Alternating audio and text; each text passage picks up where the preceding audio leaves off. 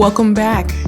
This is the Trill NBA Takeover with attorney Anitra, the safe space where you can cry real thug tears. This is legal therapy. There was a time when I was truly shocked by what my employers were doing to me. I couldn't believe the stunts that they were pulling. I couldn't believe how they were just clearly targeting me. But I'm not surprised anymore. After 7 years in practice, I know what to look for. And guess what? You can learn to predict their every move. Let's unpack that.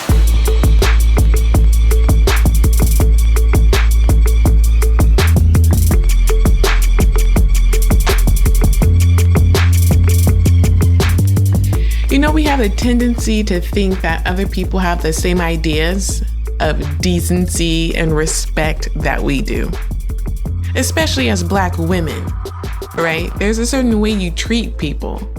The golden rule, treat people the way you want to be treated. And yet we go into these supposedly professional spaces only to find out it's ghetto there. It's some ratchet stuff going on in corporate America. How do we go through all those years of school, all of the training, all of the prep, only to get here and be treated as if we haven't invested anything in our lives to become better? How about you? Has there been a time when you thought that maybe you were crazy because what was going on at work was so awful, so obvious, that it couldn't possibly be real? This is what we're going to talk about today. This episode is for the corporate warrior who wants her career to work out. That's what you worked hard for. But you also value standing up for what's right, standing up for yourself. And so the struggle becomes having the confidence that what you're seeing play out in the workplace is actually happening, that you are in fact being discriminated against. That's what we're here to talk about today. And when that happens, when you have that clarity, the strategies that you use to begin building a case and taking it to the EEOC, which is the Equal Employment Opportunity Commission, the federal agency that you have to file your claim. If you have a federal discrimination claim at work, you have to go to the EEOC. We're going to talk about how that process should unfold.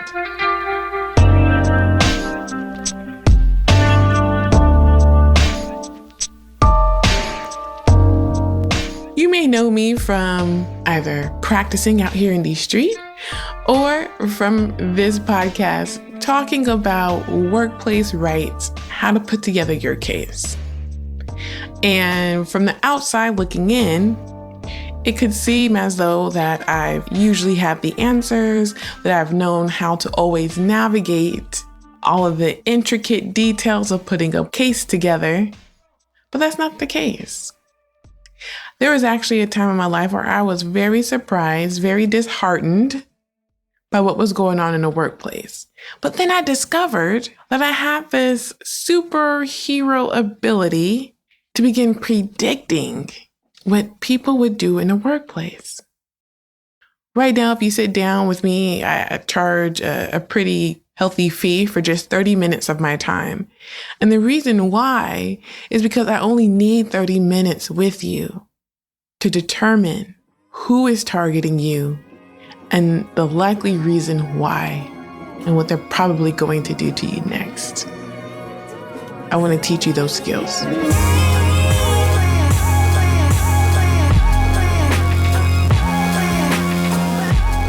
When we first go through employment issues, the very first stop, as we said in previous episodes, is that we look to ourselves. We want to fix whatever is wrong with us that's preventing us from having a healthy workplace environment. I I want to change your mind a little. And I want you to begin to look at the problem a little differently. And instead of focusing on what you're doing wrong, I want you to become very comfortable in your ability to fixate on what other people are doing. I want to give you the skills to begin to study people in a workplace. This idea of studying work is relatively new, really sprang up in the Industrial Revolution. And this is when we first have on record social scientists going in and saying, we can actually study what's going on in the workplace. So what many of you guys actually don't know about me is that I have a master's in public administration. When I was avoiding becoming an attorney, I had gone back to school. I was working and going to school. But I'm so glad I made that pit stop because it allowed me to step into the shoes of a social scientist and begin to pull apart what's going on psychologically in organizations, in nonprofits and in for-profits. And what I found is that corporations have their own personalities. They are very reflective of the individuals who run those organizations. I made a very bold claim in the last episode. I said the next battleground for civil rights was going to take place in corporate America. And if you go back to the passage of the 14th Amendment, which was supposed to give equal protection rights to African Americans, the freed slaves, you will actually find that it's corporations who take advantage of the equal protection laws of the 14th Amendment more than us. Within a short period of time, after the passage of the 14th Amendment, you had less than 50 cases being brought to the Supreme Court enforcing that amendment on behalf of African Americans. And yet, over 300 cases have been brought to the Supreme Court in the same amount of time, expanding rights for corporations. What does all of this mean? It means that you are working in places who have more of a history of fighting for and obtaining rights based on laws that are supposed to protect you than you do.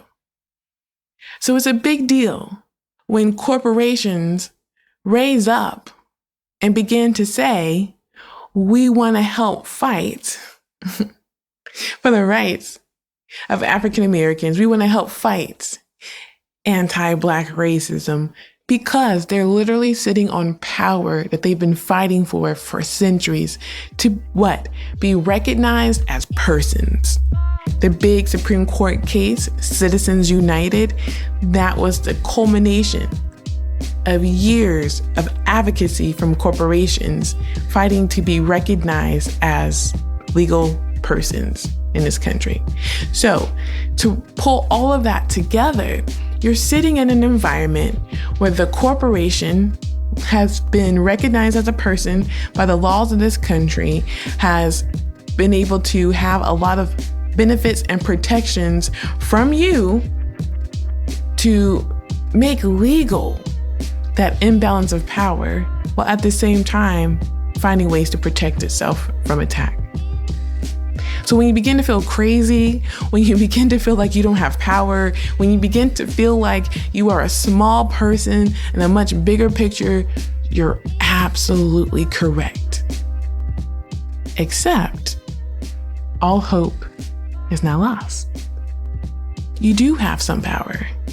You do have some leverage, but it's going to take strategy to take advantage of your unique position within the corporate environment. I want to take you from feeling like you're being beat up to you having a better idea of how to glow up in a workplace. I want to take you from feeling powerless to feeling powerful. And when it looks like you don't have any moves to make, I want you to see the chessboard unfold before you and your strategy hat is in position and you're ready to move forward. If you really want to take advantage of your unique position of power in a workplace, you need two things. Number one, you need emotional stability. Secondly, you need knowledge of employment discrimination, like the actual nuts and bolts of what it is and what you have available to you legally.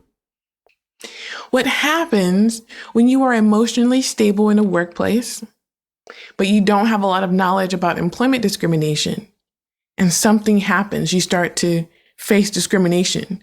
You don't recognize it as discrimination.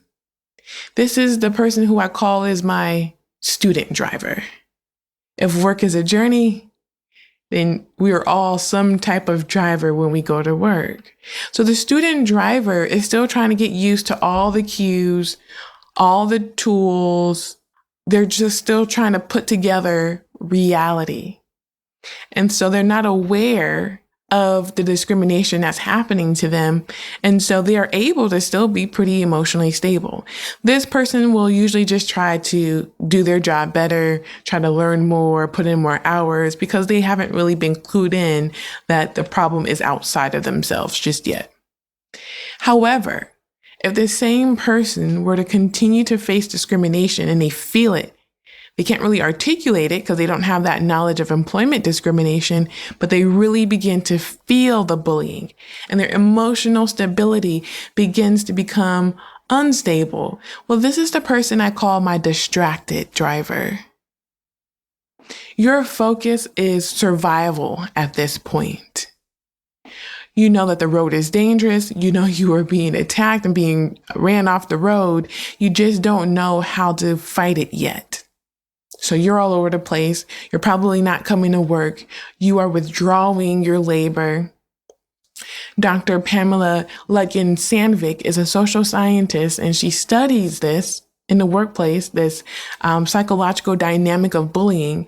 And when I created these models, I then went and sought out social science research to see if there was any type of correlation. And oh my gosh, everything that I had seen from the legal standpoint and began to put together, I was able to find evidence for. So Dr. Lutkin-Sandvik's work is so amazing because she calls this employee resistance.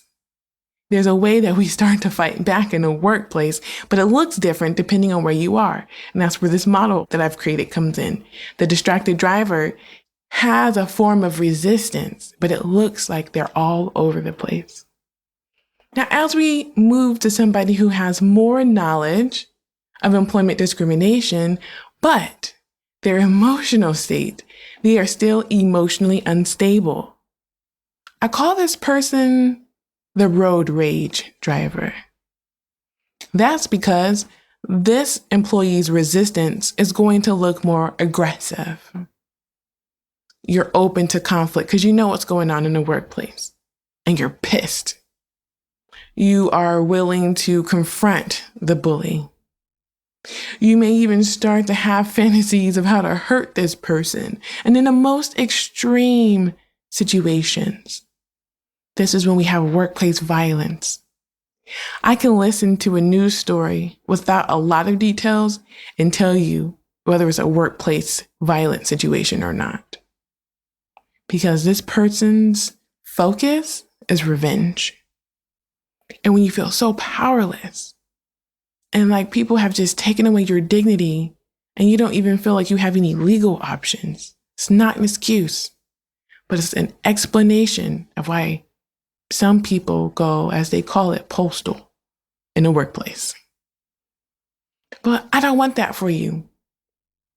I want you to have both emotional stability as well as knowledge of employment discrimination, because I call this driver the defensive driver.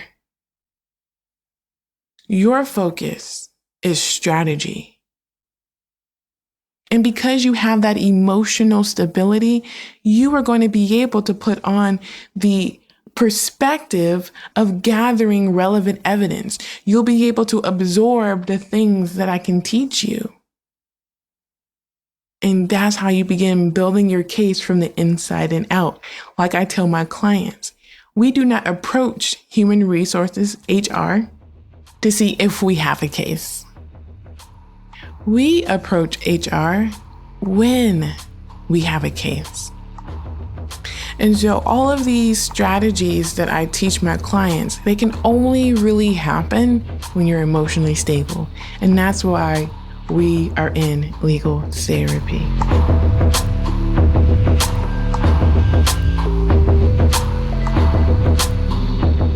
So to become a defensive driver, you have to have both emotional stability and knowledge of employment discrimination. This model really came together with one of my very earliest clients when I began practicing law.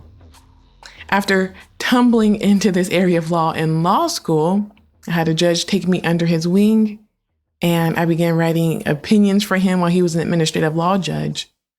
He then was appointed to become a federal magistrate judge, and he actually called my school and requested me to specifically be his very first intern. It had never happened in the history of my school before. There's usually a very complicated process for applying for any type of judicial clerkship. So I began working for him during the next semester that he was appointed, writing these opinions. And I began to research and really dive into employment discrimination at the federal level. I didn't know, however, the importance or the relevance of the social aspect of all of this, meaning I really studied the law and I was ready to apply the law when I got out of law school, but I actually had the ability to predict a lot of what was going to happen in a workplace, and it didn't dawn on me that I could do this until one of my early clients. When she first approached me, I was not a licensed attorney yet. I was actually studying for the bar exam. So I told her, okay, I can't represent you because I'm not licensed, but I can show you some of my research. And so we grabbed coffee and I had my research paper, and I just started explaining to her what employment discrimination even was. That's when I knew that there was going to be a point in time in an employee's life where they felt something was going on, but they weren't sure. But they did not want an attorney to actually show up and scare their employers. They actually thought that they could work things out. So very early on, I knew that there was going to be a teaching aspect to whatever I was going to do. Well, I studied for the bar, I passed the bar, I take a nap, and then I open up my own practice. And by the time that happened, this particular client, or potential client, her situation at work got worse. She was scared and she needed help. So I was now poised to become her attorney. And we entered into the EEOC process.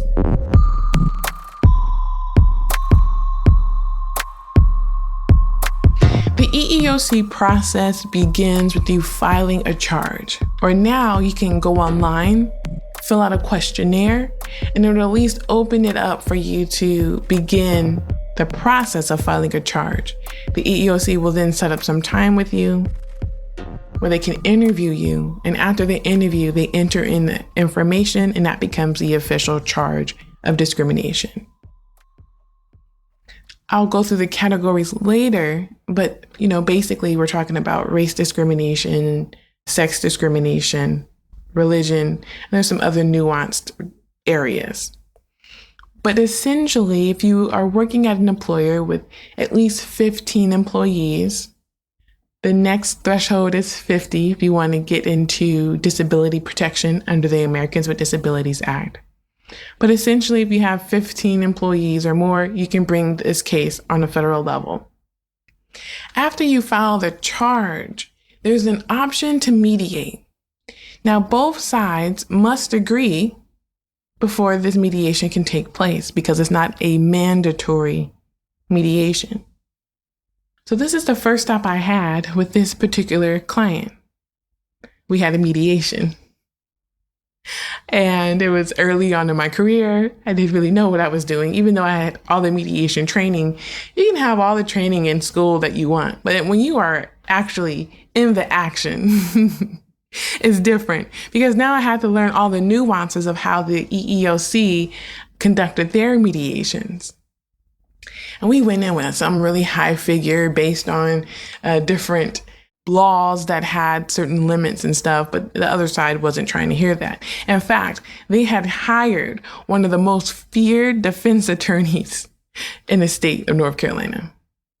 When I told people who my opposing counsel was, they were like, "Oh man, what did you do? They brought out the big guns on you." This attorney had a reputation of never giving up any money.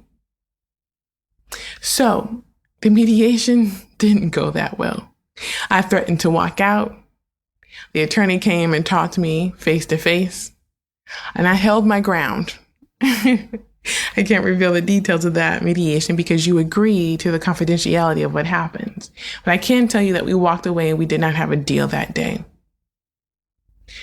If you do not settle during an agreed upon mediation, the next stage in the EEOC process is for the EEOC to then conduct an investigation. At the moment, the EEOC is under-resourced.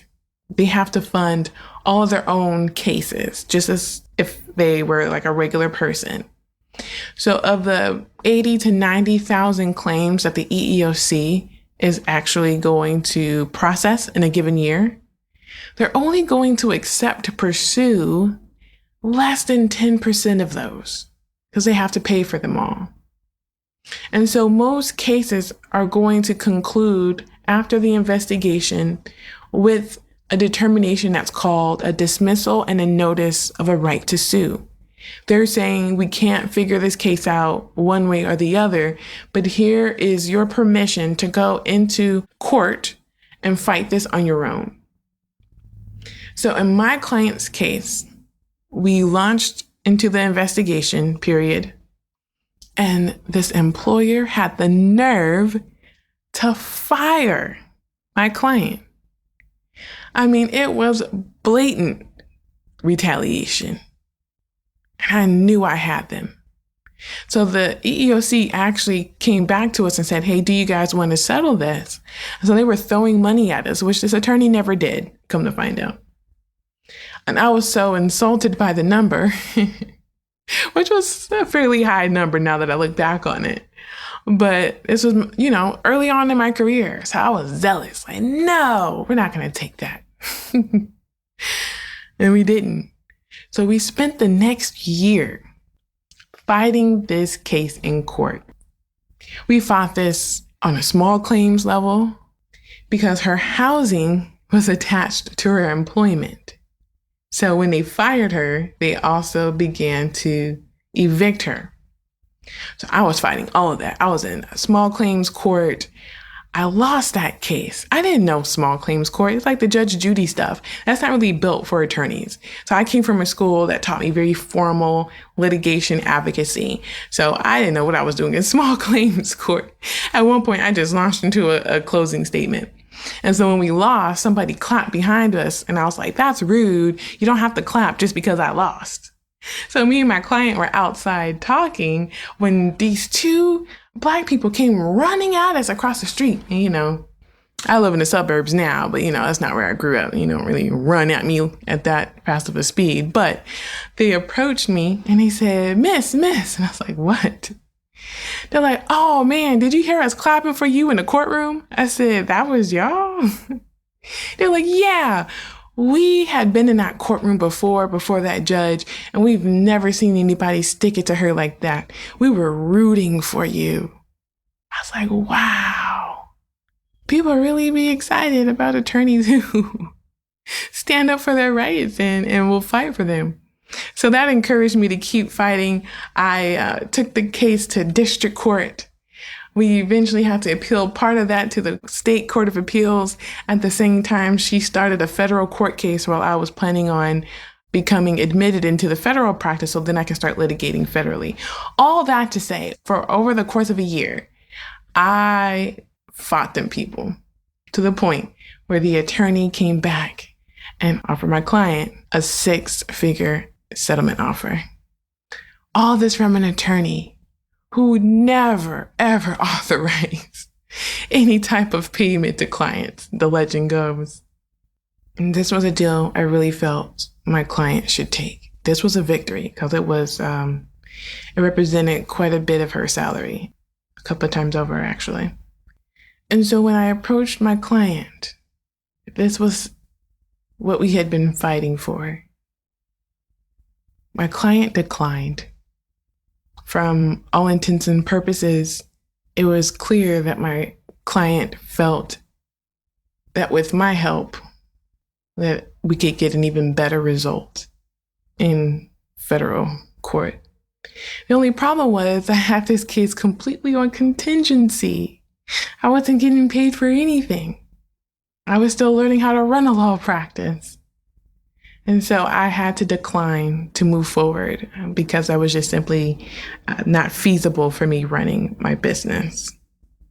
So I learned several things out of that. But the thing that I learned the most was that I built that case because I was able to tell my client before they fired her what moves the other side was going to make.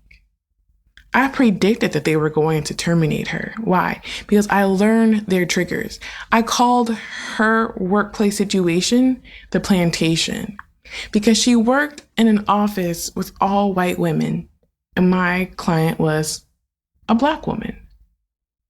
And I remember the EEOC getting ready to dismiss this case and tell us that we didn't have one because in this particular situation, there were other Black people who worked there, but they worked in more manual labor jobs. And so I knew in my spirit that they were discriminating against my client because she was a Black woman in an office environment. And I remember praying about it one day, and I checked my mail, and there was a newsletter from the ABA, and I'll never forget, there was an article about hybrid claims, where the theory is, if one protected class, such as race, is a protected category where you can't discriminate against that category, but the person also occupies another protected class, then certainly the combination of classes must be protected, meaning you can't discriminate against women, you can't discriminate against Black people, and you certainly can't discriminate against somebody because she's a Black woman. So I actually changed the complaint while we were still at the EEOC and got them to recognize that she's being singled out as a Black woman. And I really believe that that's what led ultimately to us being able to fight for as long as we did, gather that evidence to show that, and then push through litigation to scare the other side into a sizable settlement that unfortunately my client did not take.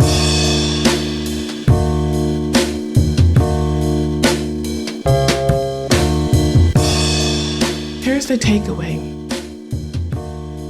What this means for you is that if you can fight for your emotional stability while also educating yourself and becoming more astute in employment discrimination knowledge, that you will be able to be more strategic. You can become that defensive driver, that even as people are colliding into you, doing things unfair to you, that you can stop, observe their behavior, and know exactly how to categorize it in order to protect yourself. That's different than getting into that situation and panicking or retaliating against them just to make yourself feel like you have some more power. There are other options.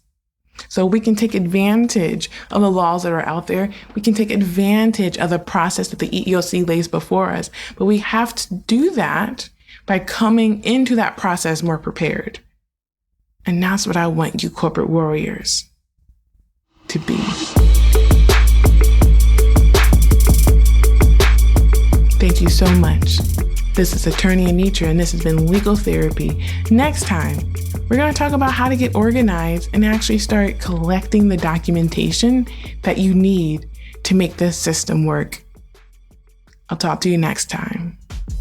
Peace. The Trill NBA Show is a Fair World Corp. LLC production. Executive produced by Felicia and Rose Inuha. Sound design and editing by Chris Mann with Podshaper. Theme music is Kick Push by Ryan Little. Keep it trill every day, y'all.